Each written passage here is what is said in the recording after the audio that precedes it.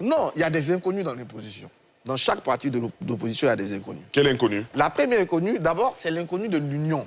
À part ce qu'a dit Guillaume, que je partage seulement. Mais quand on compare l'union de 2010 à l'union d'aujourd'hui, non, une union de gens en marche va vite, mais une union de canards boiteux ne va pas aller vite. Je suis désolé, les partis d'opposition aujourd'hui sont tout comme. En 2010, dans la période 2000, l'union de RAGP, elle a commencé officiellement en 2005. Si on a commencé depuis les accords de Marcoussis de 2003, jusqu'à arriver aux élections de 2010.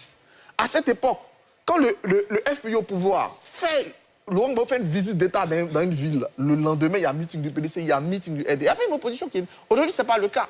Deuxième problème des oppositions aujourd'hui, c'est qui va les représenter. Qui va les représenter?